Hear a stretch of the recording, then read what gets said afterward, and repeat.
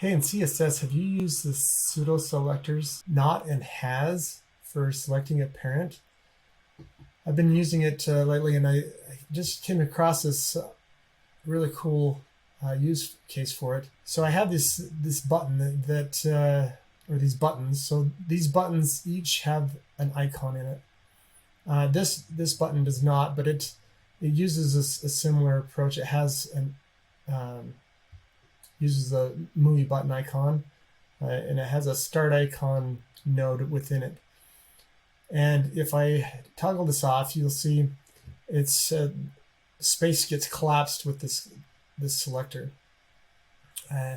So what this is doing here is I'm hiding this when the icon is not authored. So there's different icons that can get injected in here.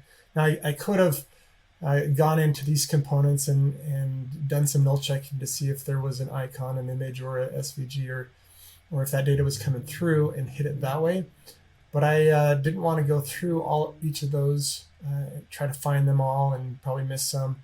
So instead I took this global approach where I was looking for this parent selector, this movie button start icon, which is this node here, and checking to see if it has or if it's not one that has an image or an SVG. So the has is looking at the children and seeing if there's an image. If there is an image, then it'll show it. It won't, since we're doing the not, it won't be true on that. So these ones do show.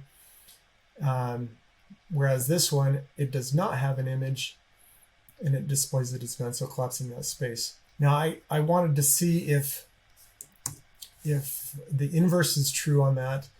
So if we try to do a selector on this same type of thing, but instead of doing not, we do a has here and a not here. Let's see what happens. If we put that display of none,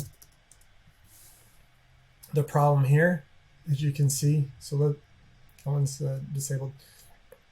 As you see, this one collapsed here. That's not what we want. This one is actually saying if this has in the children something that's not an SVG or an image, then displayed as none. Which it does have it, so it's actually not what we want. We want just that inverse of it, like I had it. All right, so this one down here, if we can see, okay, it's affecting that one as well as those ones, which we don't want.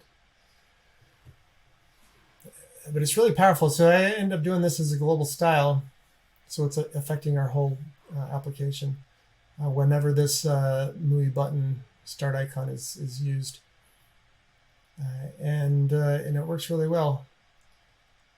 I'm loving this modern approach of selectors. It gives you a lot more control than we used to have. Hopefully that helps somebody. Let me know if you have any questions on how that pseudo selector has and not works. Thanks.